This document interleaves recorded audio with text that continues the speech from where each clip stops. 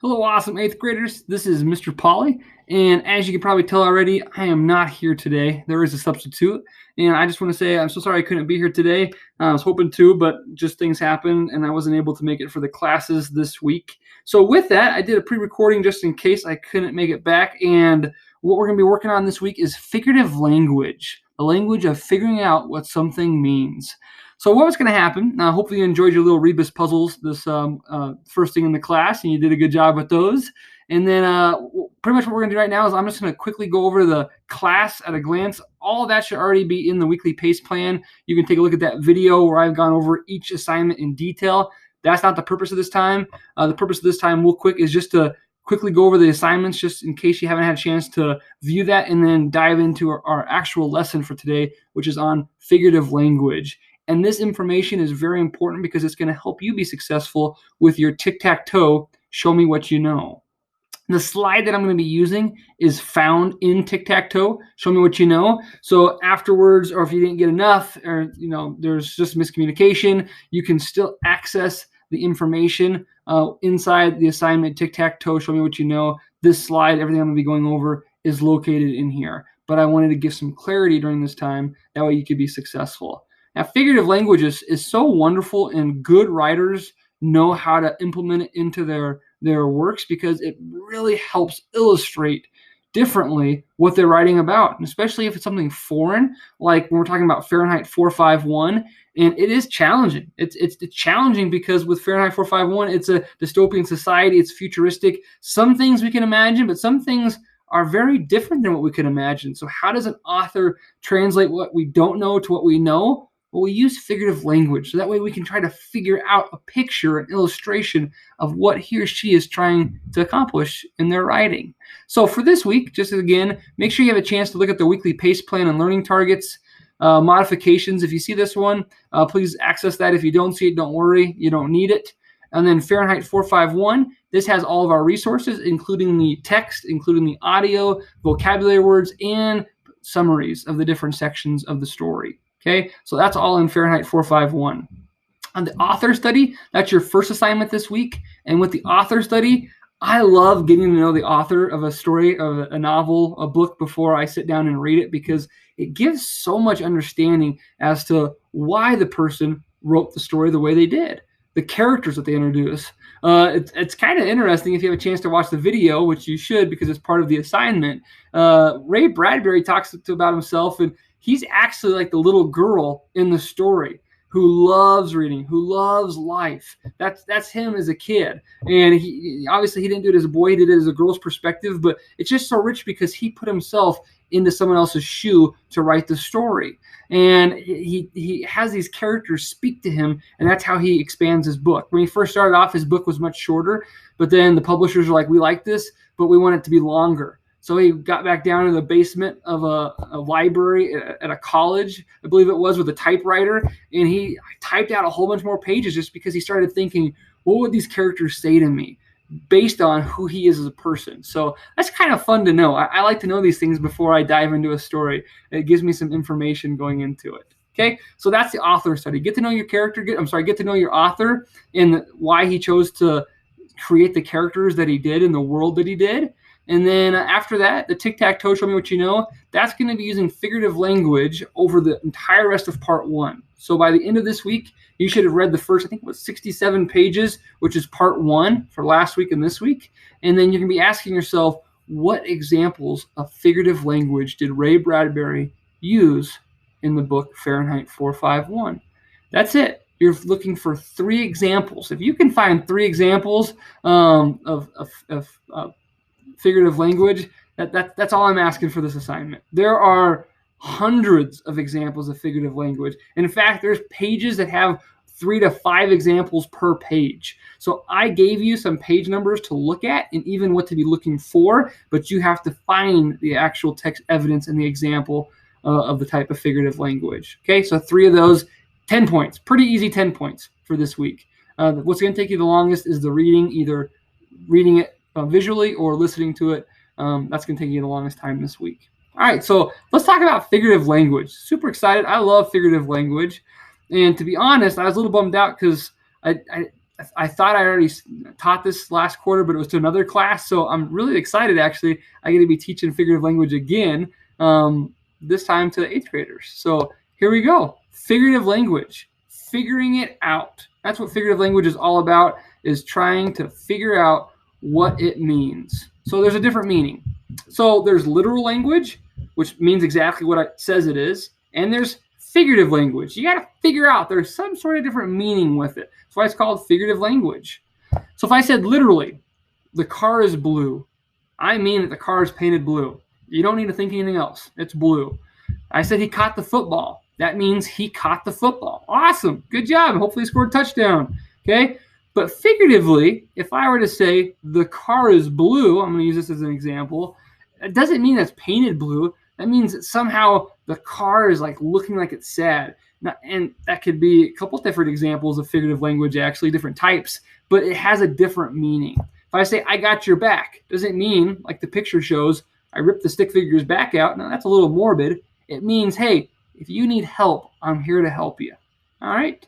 And as we go through these slides and look at the different types of figurative language, if I go too slow, the teacher substitute has full permission to pause it if you need me to. They can pause it, which is totally fine. You can kind of ask for some clarification and then continue on with the message as we go through it. Okay? So figurative language, figure out what it means. And again, this slide is provided for you in our resources in Module 2.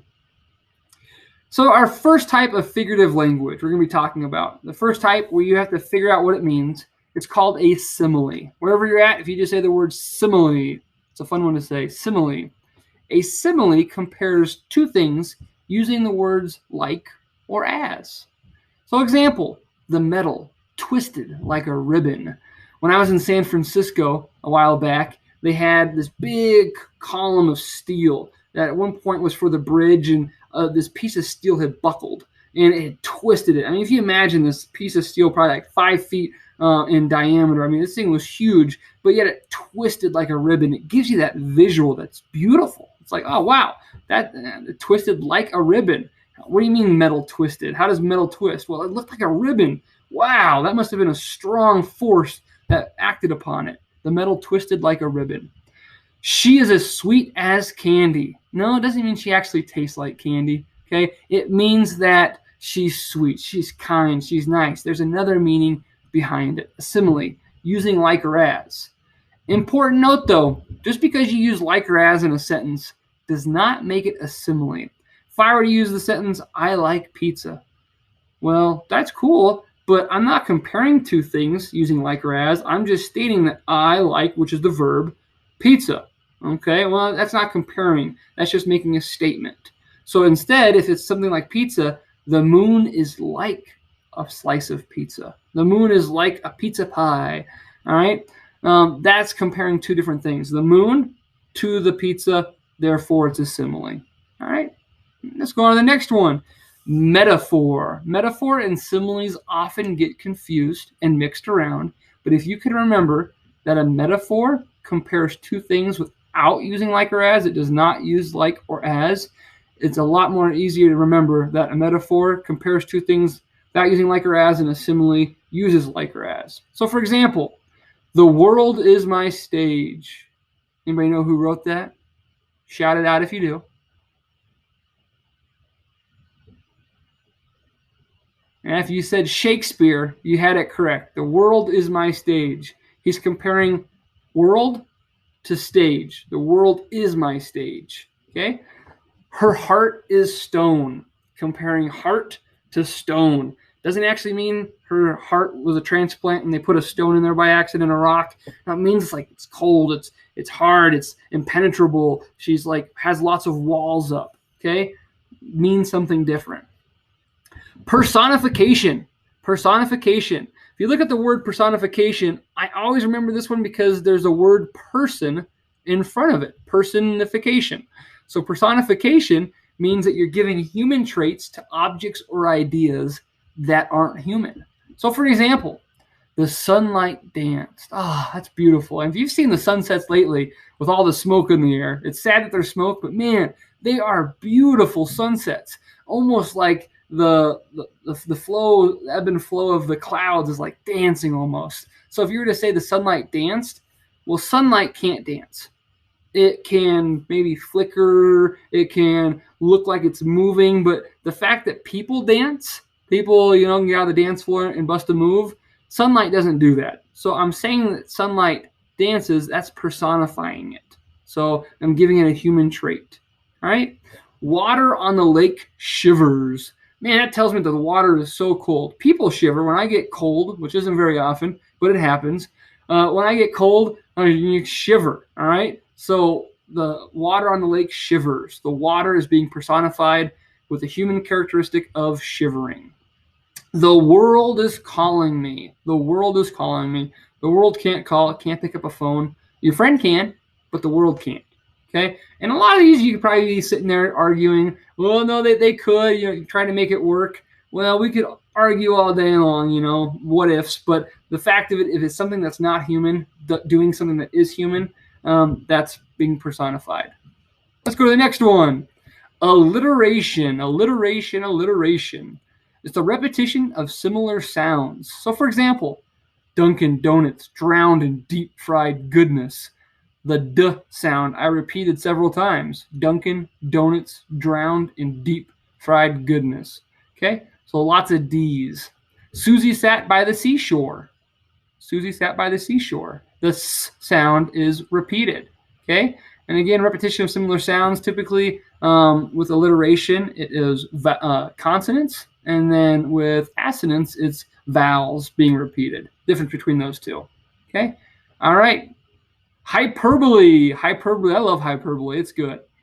It's exaggerating something to show strong feeling or effect. I've got a 2-year-old who loves hyperbole.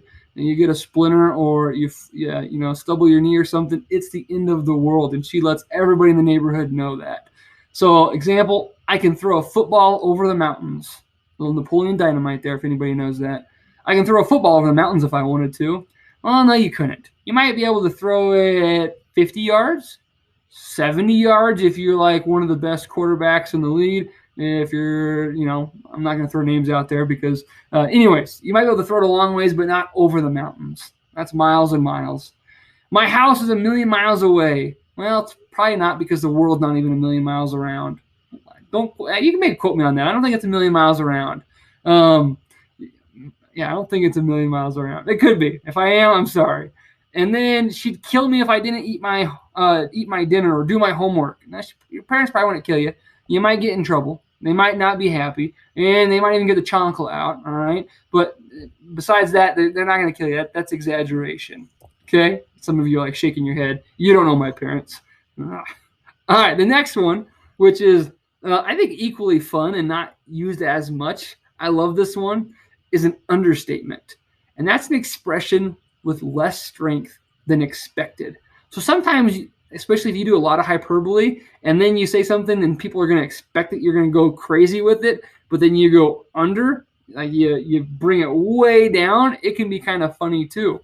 Some examples here, Sheldon from The Big Bang Theory. I will be there. Or no, he says, I will now inject you with this blue venom. It won't hurt a bit.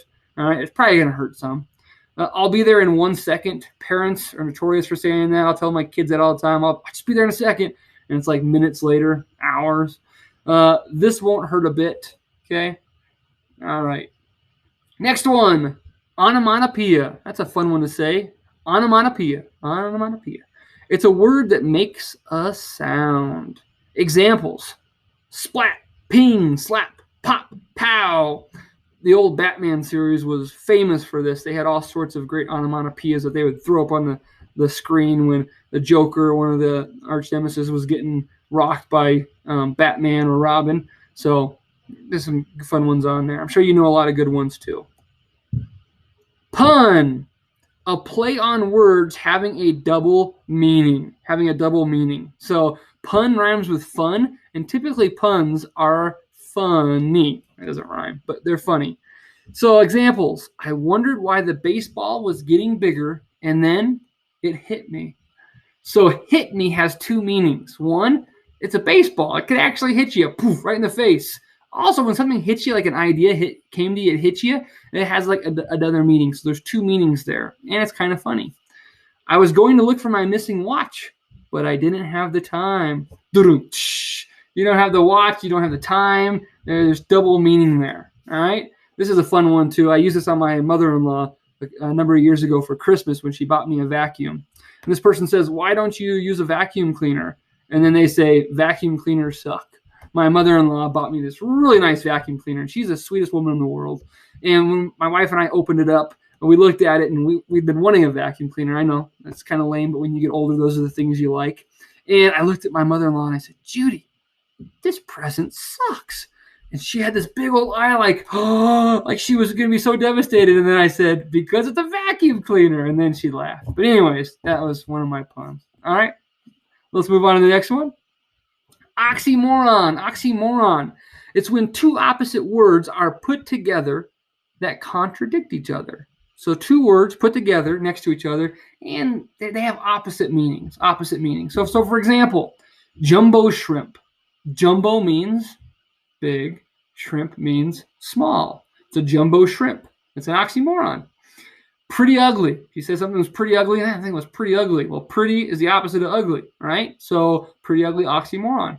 Freezer burn, right? If you think about that one, next time someone tells you something got freezer burn in the freezer, well, it's an oxymoron, you can say, because freeze means cold, burn means hot. Two words with opposite meanings put together. All right.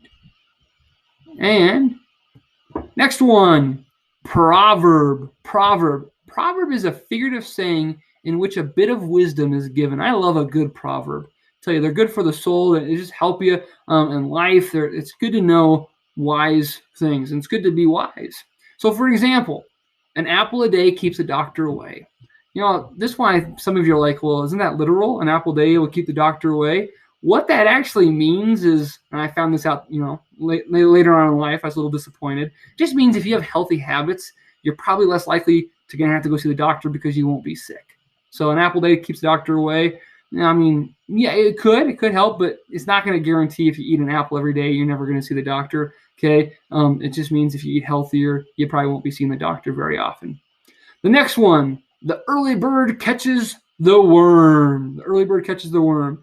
Although early birds that are out early, they might get more worms than birds that come out later. It means that those who are quick to work, those are seeking opportunities earlier than others, will probably find more opportunities.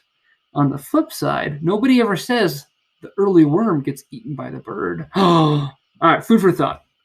Food for thought. Birds, worms, man, gosh, that's funny. Okay, idiom, a saying that isn't meant to be taken literally. So idiom and puns sometimes get confused, but an idiom just means that it's not meant to be taken literally.